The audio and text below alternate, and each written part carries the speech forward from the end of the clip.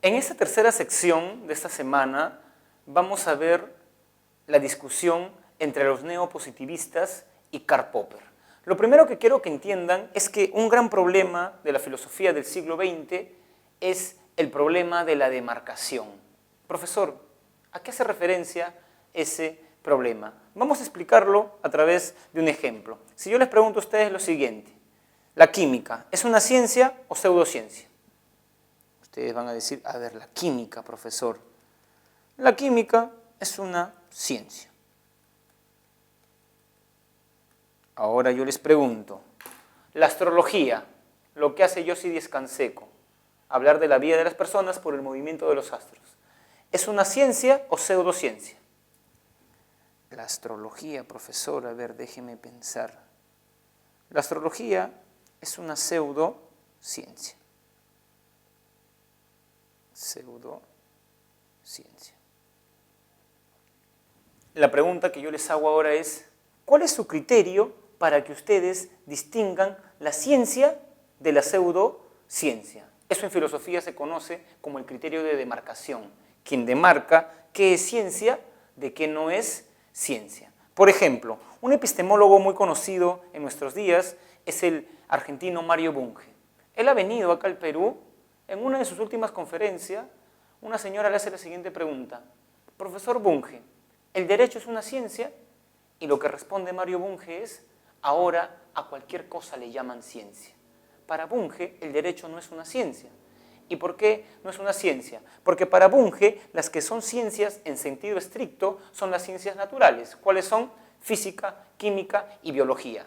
Los otros ámbitos del saber, para que ganen estatus, y como ven que estas ciencias se desarrollan, y es tener estatus, llamarse ciencia, se autodenominan ciencias del espíritu en el siglo XIX, y llegan a las facultades latinoamericanas como las famosas ciencias humanas y ciencias sociales, literatura, lingüística, sociología, antropología, arqueología, historia. Todas estas disciplinas que he mencionado, para Mario Bunge, no son ciencias. Yo le preguntaría a Mario Bunge, señor Bunge, ¿cuál es su criterio de demarcación? Y Mario Bunge va a responder que es la verificación. Lo que distingue el proceder de un químico del proceder de Josip Díaz Canseco es que cuando un químico te dice todos los metales se dilatan, él te puede probar empíricamente por qué todos los metales se dilatan, con un experimento de laboratorio.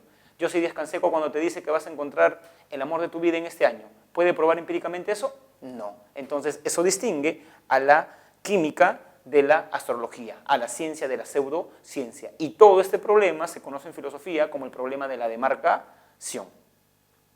Ahora bien, este problema de la demarcación congrega o, digamos, opone a dos corrientes filosóficas: el famoso Círculo de Viena y el racionalismo crítico. Por ejemplo, para el Círculo de Viena, el criterio de demarcación, recuerden, lo que distingue ciencia de pseudociencia, es la verificación. Por ejemplo, yo encuentro un metal 1 que se dilata. Luego encuentro un metal 2 que también se dilata.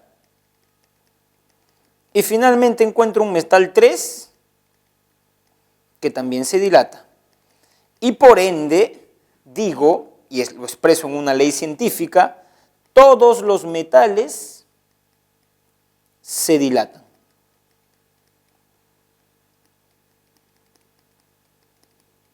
¿Qué es lo que he hecho? He verificado.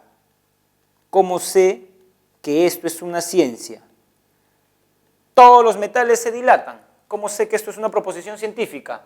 Porque yo verifico empíricamente. Metal 1, metal 2, metal 3 se dilatan, por ende, todos los metales se dilatan. Entonces, mi lógica acá es inductiva. ¿Qué es la inducción? Partir de individuos, casos particulares y afirmar un universal. De metales particulares a todos los metales se dilatan. La crítica que le dirige Karl Popper a este criterio de demarcación neopositivista es el siguiente. Karl Popper le diría a los neopositivistas: por más que tú encuentres 1.000.000 de metales que se dilatan, eso no te da ninguna razón para que tú digas que todos los metales se dilatan, porque cuando tú dices todos, es un universal afirmativo. Y lo que tú estás probando empíricamente es que un metal 1, metal 2 y metal 3 se dilatan. Es decir, tú nunca puedes partir de un particular y afirmar un universal. Karl Popper diría lo siguiente: por más que tú veas n cisnes, millones de cisnes que sean blancos, ¿puedes afirmar todos los cisnes son blancos? No, porque cuando tú dices todos, te refieres a un universal. Universal. Todos los cisnes que hubieron en el pasado, que vendrán en el futuro y los que están en el presente. ¿Tú estás probando que todos los cisnes son blancos? No. Tú estás probando que este cisne particular es blanco.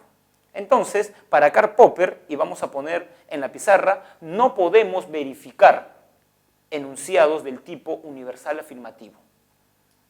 Enunciados del tipo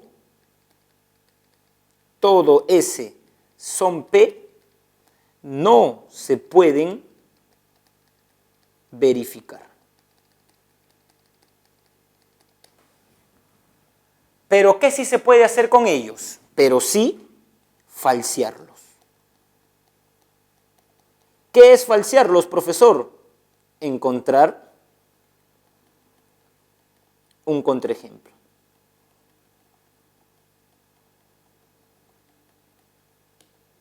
Por ejemplo, para Karl Popper, ¿tú vas a poder verificar que todos los metales se dilatan? No, porque eso es un universal. Y si tú verificas un particular. ¿Pero qué sí puedes hacer? Encontrar un metal que no se dilate. Solo basta que tú encuentres un metal que no se dilata, ¿y qué pasa con esta verdad científica? Se viene abajo, porque ya no todos los metales se dilatan. ¿Tú puedes verificar que todos los cisnes son blancos? No. ¿Pero qué sí puedes hacer? Falsearlo. Encuentras un solo cisne negro, ¿y qué pasa con esta verdad? Se viene abajo. ¿Cómo se denomina a esa posición filosófica o a ese criterio de demarcación? Falsacionismo.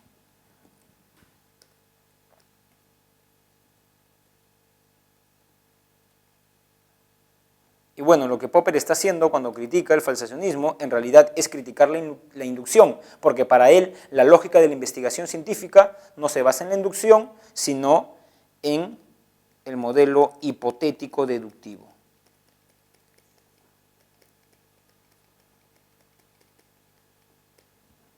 Entonces ya saben, si en un examen de admisión les hacen la siguiente pregunta: frente al enunciado, todos los cisnes son blancos, ¿cómo procedería un neopositivista? Verificar este enunciado, encontrar un cisne que sea blanco. Pero si les preguntan, frente al siguiente enunciado, todos los cisnes son blancos, ¿cómo procedería Karl Popper? ¿Karl Popper encontraría un cisne que sea blanco? No, porque eso no te da ninguna razón para decir que todos los cisnes son blancos. ¿Qué haría Karl Popper? Encontrar un cisne que no es blanco. Solamente encuentras un cisne negro, ¿y qué pasa con esta verdad? Se falsea. Y para Karl Popper, la falsación es el criterio de demarcación. Y en ese sentido, la ciencia no es un saber acabado. La ciencia no da verdades absolutas, sino que la ciencia es un conocimiento provisional. Lo que hace ciencia a una disciplina es que en principio puede falsear sus argumentos. Y es por eso que Popper dice que la teología no es una ciencia. ¿Por qué? ¿Ustedes creen que un cura duda de lo que dice en la Biblia y cree que lo que dice en la Biblia puede ser falseado de acá a un siglo? No. Entonces Popper dice, si no puede ser falseado, no es ciencia.